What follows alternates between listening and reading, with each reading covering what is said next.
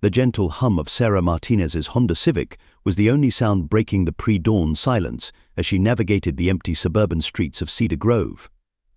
Her dark curls were pulled back in a messy bun, and beneath her blue scrubs, her shoulders carried the weight of a 12-hour night shift in the pediatric intensive care unit. The digital clock on her dashboard read 5:47 a.m., just 13 minutes, until she could finally crawl into bed beside her sleeping husband. Sarah's mind drifted to little Tommy, the 8-year-old who had been brought in with severe pneumonia. His fever had finally broken around 4 a.m., and the smile of relief on his mother's face had made the exhausting night worth it. Then there was Maria, barely 3 months old, fighting a respiratory infection with a strength that belied her tiny size. Sarah had promised to check on her first thing tomorrow night. No, tonight. She corrected herself. The days and nights had begun to blur together after 7 years in the PICU, but she wouldn't have it any other way. The first rays of sunrise painted the sky in gentle strokes of pink and orange, casting long shadows across the tree-lined streets of her neighborhood. The morning air was crisp and clean, carrying the promise of spring in its gentle breeze. Cherry blossoms had begun to bloom, their delicate petals occasionally drifting across her windshield like nature's confetti. In these quiet moments, Sarah felt a deep sense of peace, a brief respite between the intensity of her work and the warmth of home. She was just 3 blocks from home when the sudden flash of red and blue lights exploded in her rearview mirror, shattering the tranquil morning. Sarah's heart jumped into her throat, her hands instinctively tightening on the steering wheel. She ran through a mental checklist. She wasn't speeding, her registration was current, and all her lights were working. She'd just had the car serviced last week. Pulling over to the curb with practiced precision, Sarah watched in her side mirror as not 1 but 2 police cruisers stopped behind her, their lights painting the peaceful suburban street in harsh, alternating colors. The sight made her stomach knot. 2 cars for a routine traffic stop. Something wasn't right. As she reached for her license and registration with trembling hands, Sarah couldn't shake the feeling that this wasn't going to be a normal traffic stop. The weight of her hospital ID badge pressed against her chest, and she drew in a deep breath, trying to summon the same calm she maintained during emergencies in the PICU. But somehow, this felt different. This felt wrong. Sarah watched in her side mirror as 2 officers emerged from their vehicles, their hands already resting on their holsters. They couldn't have been much older than the new residents at her hospital, mid-20s at most. The way they approached her car, spreading out to cover both sides, made her feel like a suspect rather than a citizen. "Keep your hands where we can see them." The command came sharp and loud from her left, making her flinch. The officer's flashlight beam struck her face with unnecessary intensity, despite the growing daylight. "Yes," Officer Sarah responded, her voice steady despite her racing heart. Years of handling crisis situations in the PICU had taught her to maintain composure under pressure.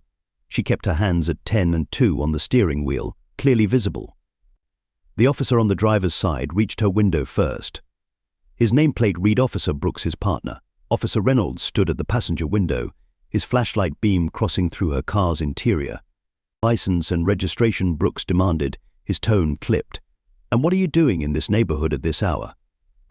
"I'm coming home from work, officer. I live just 3 blocks from here, on Maple Drive." Sarah gestured slowly toward her purse. "May I reach for my documents?" Slowly, Brooks warned, his hand still hovering near his weapon. As she carefully retrieved her license and registration, Sarah noticed Reynolds circling her car, inspecting it with exaggerated thoroughness. "Ma'am, we've had reports of suspicious activity in this area," he called out, though Sarah hadn't seen another car on the road for the past 20 minutes. "I don't understand," Sarah said, handing over her documents. "I'm a nurse at Cedar Grove Children's Hospital. I just finished my night shift. You can call the hospital to verify." "Step out of the vehicle." "Ma'am," Brooks interrupted, his voice hardening. Sarah's professional calm began to crack. "Officer, I've done nothing wrong. Could you please tell me why I'm being asked to exit my car?" "Your behavior is suspicious," Reynolds chimed in, moving back to the passenger window. "This is a high-end neighborhood, and we've had reports of drug activity." The implication hit Sarah like a physical blow. She felt heat rising in her cheeks, a mixture of anger and humiliation. "I've lived in this high-end neighborhood for 5 years, Officer Reynolds. I'm wearing hospital scrubs. I have my hospital ID right here." Exit the vehicle now. Brooks's voice rose sharply. This is not a request. Sarah's hands began to shake as she reached for her seatbelt. Through the windshield, she could see lights coming on in nearby houses, witnesses to her humiliation. As she opened her door, she caught a glimpse of her reflection in the side mirror, her dark skin, her curly hair hastily pulled back, her exhausted eyes. In that moment, she understood exactly why she'd been stopped. Stand against the vehicle, hands where we can see them, Brooks ordered, his earlier professional demeanor completely abandoned. As Sarah complied, she felt tears of frustration burning behind her eyes. But she wouldn't cry. Not here, not now. Instead, she did what she always did in critical situations. She focused on her breathing and thought through her options. Her phone was still in the cup holder, screen down. Michael would be waking up soon for his morning run. Her husband needed to know what was happening, but with both officers watching her every move, she had no way to reach him. Or did she? Officers, she said, her voice clear and controlled despite her rising fear. I need to inform you that I'm going to be late for an important meeting this morning. May I take my phone to send a quick message? No phones, Reynolds snapped, hands on the vehicle. As Sarah stood there, the cool morning air raising goosebumps on her arms, she silently prayed that somehow Michael would realize something was wrong when she didn't come home on time. She had no way of knowing that at that very moment, her smartwatch, a gift from Michael last Christmas, was already sending him an automated alert about her elevated heart rate and unusual stop location. Michael Martinez was already awake when his Apple Watch buzzed with Sarah's alert. 23 years in the FBI had trained him to wake before his alarm, and he'd been reviewing case files in his home office, waiting to hear the familiar sound of Sarah's car in the driveway. Instead, he got a notification showing her elevated heart rate and a stopped location 3 blocks away. Something was wrong. Sarah was never late, and she certainly never stopped on her way home. He pulled up the location on his phone, grabbed his badge and service weapon, and was in his car within 30 seconds. As he drove, his mind flashed back to the first time he'd seen Sarah in action, 6 years ago during a joint FBI hospital task force operation. He'd been investigating a child trafficking ring operating through several major hospitals, and Sarah had been the key to breaking the case wide open. 6 years earlier, Agent Martinez, the nurse's voice was steady despite the chaos of the pediatric ICU around them. I think I found something you need to see. Michael turned to face a woman in blue scrubs, her dark curly hair contained beneath a surgical cap. Her badge identified her as Sarah Rodriguez, RN. She held a tablet displaying patient intake records, but it was the fierce determination in her eyes that caught his attention. There's a pattern in these admissions, she continued, pulling him aside. 3 children in the past month, all with similar symptoms, all claimed to be relatives of the same woman. I checked the documentation, the papers look real, but something feels off. Michael studied the records. He'd been hunting this trafficking ring for months, but they were careful, their documentation impeccable. What made you notice this? The children's reactions when she visits, Sarah explained. It's subtle, but I've been doing this long enough to recognize fear disguised as shyness. She met his eyes. These kids are terrified of their supposed aunt. That conversation had led to a 3-month operation that rescued 16 children and dismantled one of the largest trafficking operations on the East Coast. Throughout the investigation, Sarah had been invaluable, her attention to detail and unwavering dedication to protecting her patients making her an ideal partner. They'd married a year later, their shared commitment to justice and protecting the vulnerable creating a bond that went beyond mere attraction. Michael had found in Sarah not just a wife, but a partner who understood the weight of responsibility that came with their respective badges. Present day. Michael's UV rounded the corner, and his tactical training kicked in as he assessed the scene. 2 patrol cars. Light still flashing, Sarah standing against her car, hands on the hood, 2 officers displaying aggressive body language. His jaw clenched as he recognized the hallmarks of racial profiling. He'd conducted enough police oversight investigations to know exactly what he was looking at. He pulled up precisely 3 car lengths behind the second patrol car, positioning his vehicle at a slight angle. Standard FBI procedure for an unknown situation. As he stepped out, he was already reaching for his credentials, his movements deliberate and measured. He'd learned long ago that in situations like these, authority was projected not through aggression, but through calm, calculated confidence. Gentlemen, his voice carried clearly across the morning air. I'm Supervisory Special Agent Michael Martinez, FBI. He held up his credentials, the gold badge catching the early morning light. That's my wife you've got detained there, and I'm very interested in understanding why. The younger officer, Reynolds, according to his nameplate, visibly startled, his hand instinctively moving toward his weapon.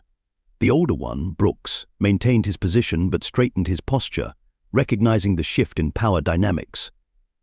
Sir, this is a local police matter, Brooks began, but Michael cut him off with the practiced ease of someone who'd handled countless similar situations. It became a federal matter the moment you detained a family member of a federal agent without probable cause. Michael's tone remained professional, but there was steel beneath the courtesy.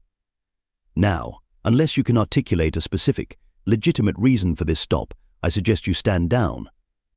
He moved forward with measured steps, his credentials still visible. Sarah, honey, are you okay? I'm fine, she answered, her voice steady despite the tension visible in her shoulders. Even now, she maintained her professional composure, one of the many things he admired about her. Michael noted how the officers shifted uncomfortably, their earlier bravado crumbling under federal scrutiny. He'd seen it countless times during his career, the moment when those who abused their authority realized they'd picked the wrong target, that their actions would have consequences. But this wasn't just another case. This was Sarah, the woman who'd helped him crack his biggest case, who stayed up late reviewing his case files when he needed a fresh perspective, who dedicated her life to healing children and fighting injustice in her own way. The woman who'd taught him that true strength often came in the form of quiet persistence, rather than dramatic displays of power. Officers. There's, he said, his voice carrying the weight of 2 decades of federal authority, I believe we need to have a serious discussion about the events that led to this stop. But first, my wife is going home to rest after saving lives all night in the PQ. One of you will drive her car to our house, it's 3 blocks away, as she's already told you. The other will explain to me, in detail, exactly what prompted this intervention. And then we're going to have a longer conversation about proper police procedure and the constitutional rights of citizens. Officer Brooks shifted his weight from one foot to the other, his earlier confidence evaporating under Michael's steady gaze. The morning sun had fully risen now, casting long shadows across the suburban street and illuminating the growing number of neighbors watching from their windows and porches. Sir Brooks began, straightening his shoulders in an attempt to regain control of the situation. We received reports of suspicious activity in the area. To be specific, Michael interrupted, his voice calm but unyielding. What exactly was the nature of these reports? When were they filed? And what specific behaviors did my wife exhibit that matched these reports? Reynolds, the younger officer, glanced nervously between his partner and Michael. We observed the vehicle moving slowly through the neighborhood. At exactly the speed limit, Sarah interjected, still standing by her car but with her hands now at her sides.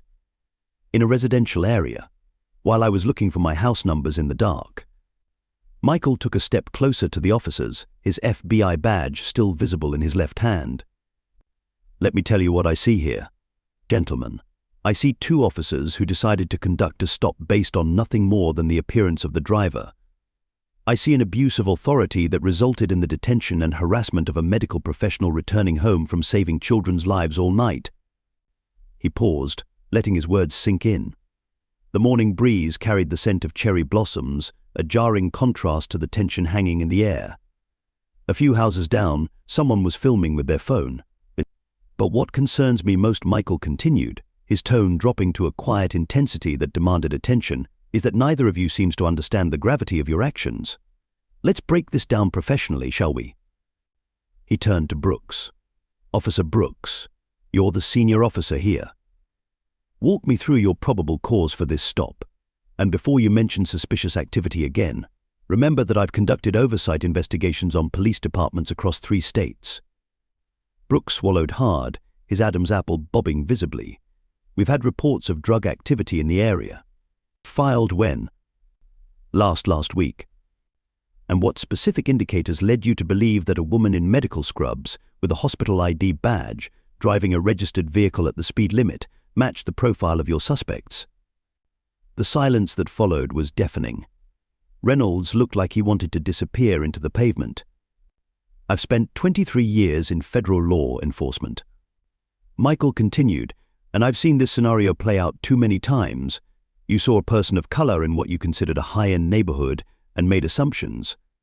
Those assumptions led to actions that violated not only department policy but constitutional rights." Sarah stepped forward, her medical ID badge catching the morning light. "I've lived here for 5 years, officers. I've treated some of your colleagues' children in my PICU. Last month, I helped save Officer Garcia's nephew after his appendix burst. We're not criminals to be hunted. We're your neighbors, your healthcare workers, your community members." The impact of her words was visible on both officers' faces. Reynolds looked particularly shaken, his earlier bravado completely gone. "Here's what happens next," Michael announced, his tone shifting to something more constructive. "First, you're both going to apologize to my wife. Then, Officer Brooks, you're going to drive her car to our house, as I instructed. Officer Reynolds, you and I are going to have a detailed discussion about this incident, which will be followed by a formal report to your supervisor." He paused, studying both officers carefully. But more importantly, this is going to be a learning moment. You have a choice to make right now. You can either see this as a humiliating incident where you got caught profiling the wrong person, or you can see it as an opportunity to become better officers. Brooks finally found his voice again. "Mrs. Martinez, we apologize. Our actions were inappropriate and unprofessional." He turned to his partner, who quickly nodded in agreement. "I'm truly sorry, Ma'am," Reynolds added, his voice barely above a whisper. "We should have handled this differently." Sarah nodded, her professional composure never wavering.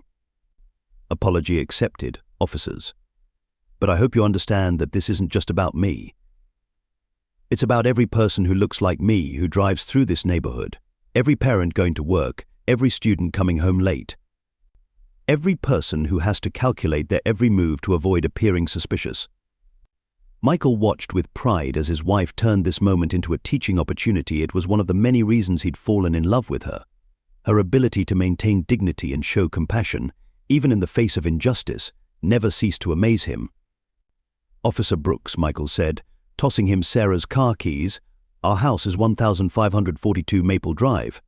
Officer Reynolds and I will follow in my vehicle." And gentlemen, he waited until both officers met his gaze.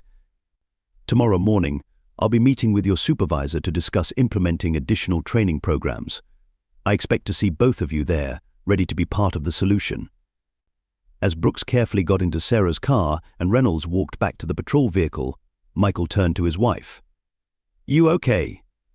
Sarah gave him a tired smile. "I am now." But Michael, her voice dropped so only he could hear. "Make sure this changes something. Make it matter." He squeezed her hand, understanding exactly what she meant. This wasn't just about one traffic stop or 2 officers. It was about systems, patterns, and the slow, persistent work of creating change. "I will," he promised. "We will." The video went viral within hours. Someone's shaky phone footage captured the moment Michael had revealed his FBI credentials, and by that evening, local news stations were running the story. FBI agent intervenes in controversial traffic stop of wife, a pediatric nurse. Cedar Grove Police Department's Internal Affairs Division launched their investigation the next morning. Michael sat across from Captain Deanna Chen, head of Internal Affairs, in a conference room that smelled of coffee and institutional cleaning products. "The bodycam footage is damning," Chen said, closing her laptop. "No probable cause, escalation without justification, and clear indicators of racial profiling. But you're not pushing for termination. Why?" Michael leaned forward, his hands clasped on the table. "Because firing 2 officers doesn't fix the underlying problem. I want systematic change, Captain. Training programs, policy revisions, community oversight. These officers made a mistake. Let's use it to prevent 1,000 more." The next few weeks saw a flurry of activity. Local civil rights organizations rallied around the incident, using it as a catalyst for long-sought reforms. Sarah received dozens of messages from other medical professionals sharing similar experiences. The hospital where she worked issued a statement supporting their staff and announcing a partnership with the police department for cultural competency training. Officers Brooks and Reynolds, facing possible suspension, instead became unexpected advocates for change. Reynolds, in particular, threw himself into learning. He requested to be part of the hospital's new training program, sharing his experience with other officers. "I thought I was doing my job," he admitted during one training session, Sarah sitting in the back of the room. but I was operating on assumptions I didn't even realize I had. That night changed everything for me. Sarah and Michael watched the changes unfold from their living room, where they spent evenings discussing the day's developments over cups of tea. 1 month after the incident, Sarah curled up on their couch, her hospital scrubs replaced by comfortable pajamas. The department implemented the new protocols today, she said, showing Michael her phone. The Cedar Grove PD had announced comprehensive reforms, mandatory bias training, community oversight committees, and revised traffic stop procedures. Michael pulled her closer. "How are you feeling about all this?" Hopeful, she replied after a moment's thought. "Yesterday, one of my patients, a black teenager, told me he wants to become a police officer. Not despite what happened, but because of how we handled it. He said he wants to be part of making things better." The reforms rippled beyond Cedar Grove. Other departments began reaching out, asking about the new training programs. Michael found himself consulting with police academies across the state, while Sarah regularly spoke to cadets about her experience and the importance of seeing the humanity in every community member. Brooks and Reynolds underwent their own transformations. Brooks, nearing retirement, became an instructor in the department's new cultural competency program. Reynolds, inspired by his experience, applied to law school with plans to focus on civil rights law. 6 weeks after the incident, Sarah received a call from Officer Reynolds' sister, a teacher at a local high school. "My brother told me what happened," she said. "I want you to know he's different now. He talks to his students about justice and accountability. You changed him." The Cedar Grove Police Department's annual community feedback survey showed the first positive trend in 5 years. Traffic stop complaints dropped by 40% in the first quarter after the new protocols were implemented. The department's community outreach programs saw record participation. One evening, as Sarah and Michael walked through their neighborhood, they passed the spot where she'd been pulled over. A small community garden had sprung up there, a project initiated by local residents and supported by off-duty officers, including Brooks and Reynolds. Sometimes, Sarah mused, touching a blooming flower, the worst moments can lead to the best changes. Michael squeezed her hand. "You turned what could have been just another incident into real reform. You showed those officers humanity when they showed you none. That's what made the difference." Sarah smiled, watching a group of kids riding their bikes past the garden, waving to a patrol car that drove by without tension or fear. "We did it together, all of us. That's how change happens, not through one big gesture, but through all of us, every day, choosing to be better." The local paper ran a follow-up story marking 2 months since the incident. The headline read, "Traffic Stop Leads to Transformative Changes in Police-Community Relations." The article featured interviews with officers who'd gone through the new training program, community members who'd seen changes in police interactions, and a quote from Sarah that captured the spirit of the transformation. "Real change happens when we stop seeing each other as stereotypes and start seeing each other as neighbors, as family members, as human beings worthy of dignity and respect. What happened to me was wrong. But what came after, that's what matters. That's what gives me hope." 6 months after that fateful morning, Sarah stood at the podium of the Cedar Grove Police Academy, facing a room full of fresh-faced cadets. The morning sunlight streamed through tall windows, illuminating the newly installed banner that read, "Protect, Serve, Respect, Unite." "When I was pulled over that morning," Sarah began, her voice carrying clearly through the auditorium, "I wasn't just a nurse coming home from saving lives. I wasn't just an FBI agent's wife. I was scared. I was scared. I was angry. I was someone who felt their dignity being stripped away with every passing moment." In the front row, Officers Brooks and Reynolds sat in their dress uniforms, their faces reflecting both remorse and pride. Remorse for their past actions, pride in the changes they'd helped create. Behind them, Michael watched from his position as the Academy's new liaison for community relations. "But today," Sarah continued, gesturing to the room, "I'm standing here because we all chose to turn that moment into a movement." "Officer Reynolds," she smiled at the young officer, "tell the cadets what happened after that morning." Reynolds stood, facing his future colleagues. "I almost quit the force," he admitted. "But Mrs. Martinez, Sarah, she taught me something profound. She showed me that being a good officer isn't about authority, it's about empathy. Today, I'm not just a better police officer, I'm a better person."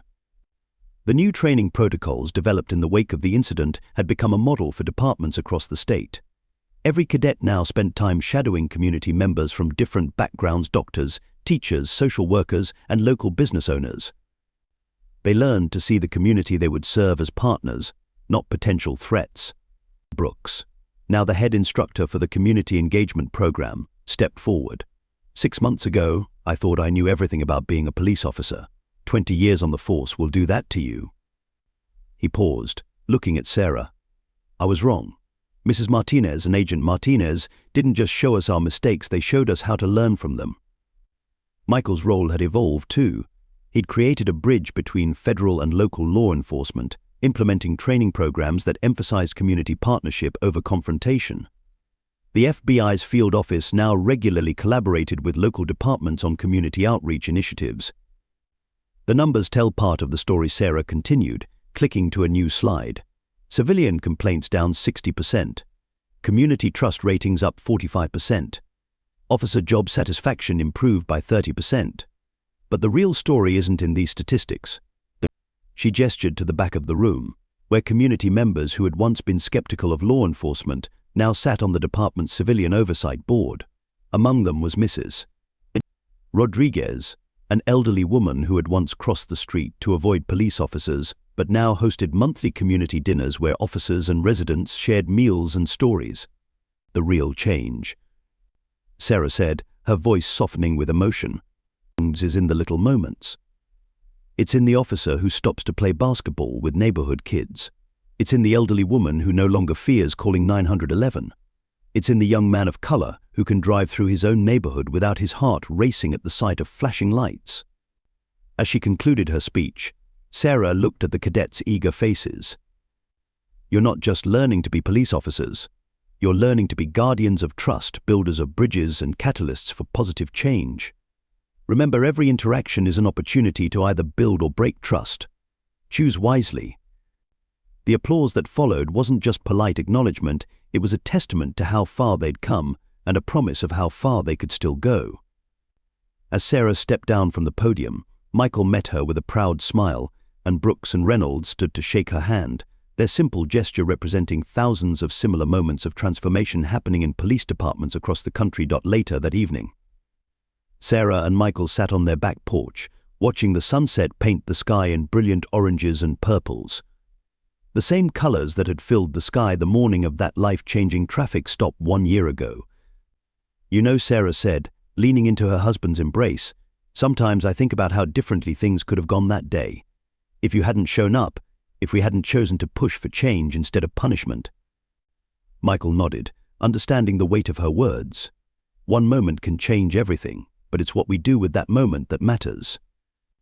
Their relationship had grown stronger through it all, their shared commitment to justice and reform creating an even deeper bond. They'd become living proof that standing up for what's right, even in the face of injustice, could create ripples of positive change that touched countless lives. If you're watching this, Sarah spoke directly to the camera, breaking the fourth wall. Remember that change starts with you. Whether you're a law enforcement officer, a medical professional, or a community member, your voice matters. Your actions matter. Share your stories in the comments below. Michael added, tell us about moments when you stood up for what's right, when you chose to be part of the solution. Together we can build bridges of understanding and create the change we want to see in our communities. Because sometimes the most powerful stories aren't just about what happened, they're about what happens next. And this story, it's still being written, one interaction, one decision, one moment of courage at a time.